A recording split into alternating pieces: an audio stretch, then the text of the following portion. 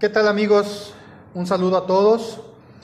En esta ocasión vamos a platicar en esta cápsula histórica sobre un tema que hemos titulado La leyenda de Quetzalcóatl.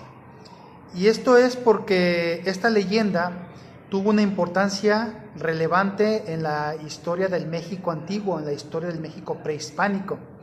De hecho, las culturas indígenas tenían diferentes leyendas con las que trataban de explicar la realidad que los rodeaba, con la que trataban de explicar su concepción del mundo y de la vida, la creación del mundo, la creación del hombre, es decir, de dónde venimos, quiénes somos, hacia dónde vamos, cuál es nuestro futuro. Y a través de leyendas, pues las culturas indígenas explicaban esto. Y particularmente, bueno, la leyenda de Quetzalcóatl viene a tener una importancia muy decisiva en lo que fue la conquista de México. Yo te pregunto, ¿crees en las coincidencias? ¿Realmente el universo en caos llega a concatenarse de tal forma que se producen coincidencias o que se produce lo que algunas personas llaman suerte, la buena suerte o la mala suerte?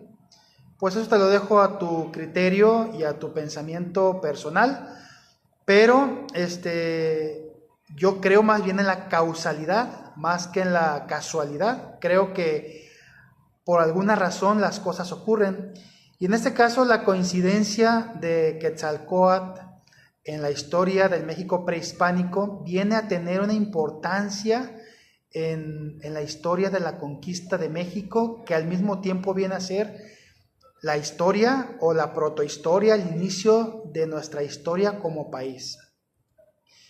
En ese sentido, bueno, pues déjame contarte que dice esta leyenda que Quetzalcóatl era un dios muy diferente a la mayoría de los dioses del panteón indígena prehispánico, porque lo describían como un dios muy sabio, un dios que, a diferencia de los otros dioses que había, en vez de pedirle sacrificios humanos o sacrificios de bestias, sacrificios de sangre, pues pedía sacrificios de frutos del campo, pedía sacrificios de cualquier otra cosa que no fuera la sangre. Inclusive se habla en esta leyenda, que es muy extensa y hay que meternos a leerla con calma, de que este Dios llega a convivir con los hombres, llega a estar aquí en Mesoamérica conviviendo y los enseña a cultivar la tierra, los enseña a convivir, los enseña a practicar normas, por así decirlo, civiles, normas de convivencia,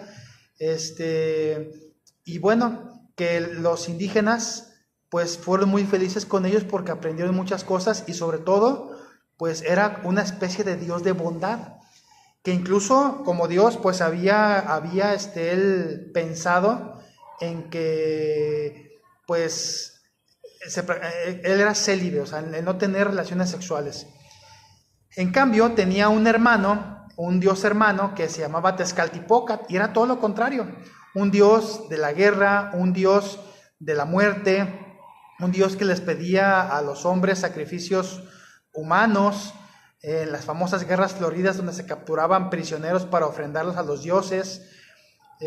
Pedía sangre, de tal forma que este dios se puso celoso de Quetzalcóatl.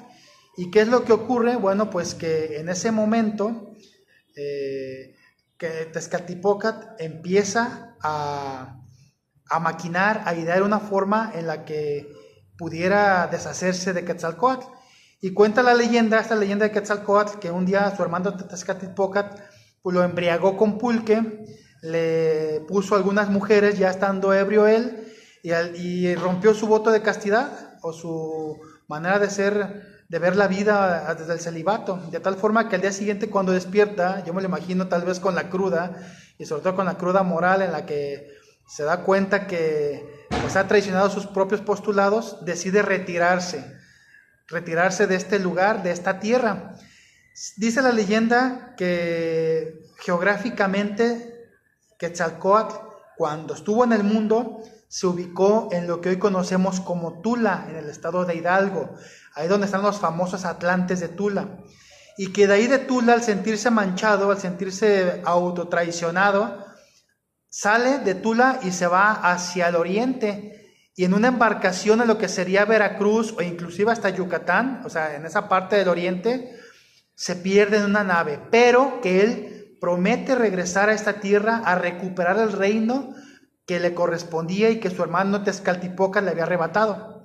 Cuando se retira a Quetzalcóatl, se queda Tezcatlipoca aquí en Mesoamérica gobernando, y es entonces cuando coincide este relato de leyenda prehispánica, no de leyenda española ni mexicana, sino de leyenda prehispánica, coincide con lo que los historiadores han marcado como el posclásico histórico de las culturas prehispánicas, que se distingue por las guerras entre pueblos indígenas, por los imperios militaristas y por el sacrificio humano.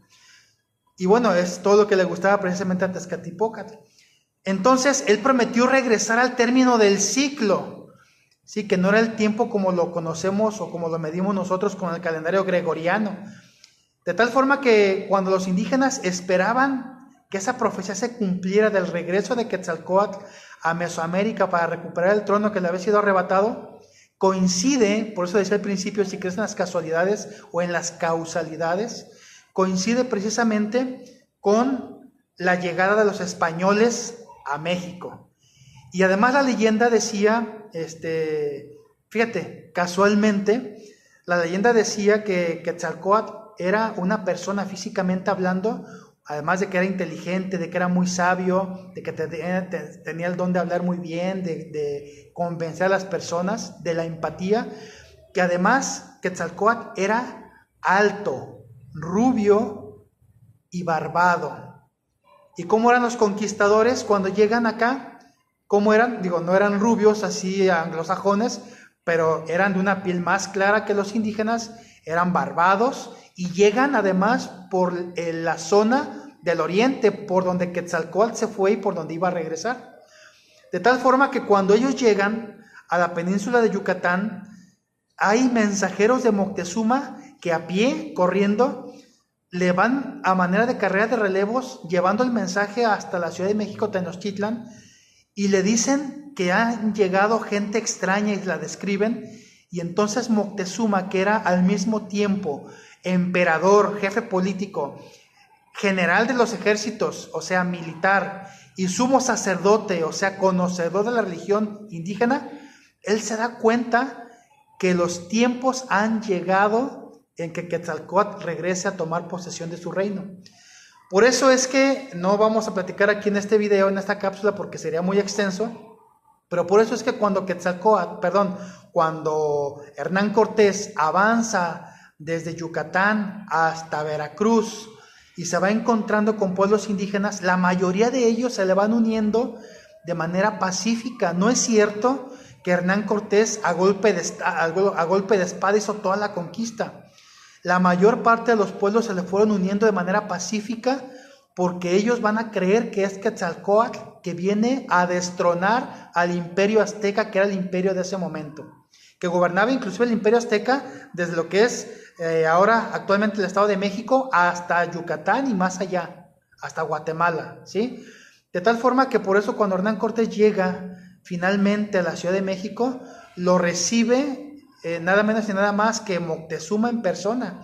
Él sale a la entrada de la ciudad a recibirlo, a abrazarlo, porque lo considera un dios, considera que él es Quetzalcóatl, que llega a recobrar lo que es suyo. Nadie podía en ese momento de la historia a Moctezuma como emperador tratarlo de tú a tú. Nadie podía verlo siquiera, tenían que inclinar la mirada, ¿sí? Y tratarlo como el soberano que era. Sin embargo, el caso de Hernán Cortés, sabiendo también ya sobre la leyenda de Quetzalcóatl y sabiendo por qué muchos pueblos indígenas se le habían unido, pues, y sale Moctezuma a recibirlo, Hernán Cortés se acerca e incluso lo abraza, ¿sí? Nadie podía hacer eso. Entonces, todas estas cosas visuales que los indígenas van viendo, desde la manera en la que son físicamente, la manera en la que llegan, y Hernán Cortés hablándoles que viene a nombre de un rey más poderoso que Moctezuma, y que les va a ayudar para quitarse del yugo de los aztecas, Y esas manifestaciones, como esta que les digo de abrazar a Moctezuma y otras tantas que hizo en su trayecto desde Yucatán hasta la Ciudad de México, van impactando a los pueblos indígenas. Y bueno, ya en otro capítulo hablaremos un poquito más sobre la historia. Sin embargo, hay quienes dicen, hablando de la historia desde el punto de vista sobrenatural, y pues dicen que precisamente más que una casualidad, desde el punto de vista de la doctrina cristiana o de la teología cristiana, se habla pues que fue una obra de la divina providencia que llegara la fe cristiana, la fe católica, a través de los conquistadores aquí a estas tierras mexicanas, y que bueno, esta leyenda que los indígenas tenían desde antes de que hubiera este contacto España-América, pues vino precisamente a ser el vehículo o a ser el intermediario para que ésta se llevara a cabo. En otro capítulo abordaremos este tema también espinoso de la conquista armada, que fue de la mano junto con la conquista espiritual. Por lo pronto te lo dejo a tu reflexión personal, este capítulo de la historia, con la pregunta que empezamos. ¿Crees en las casualidades? ¿Tú qué piensas? Nos vemos en el próximo capítulo.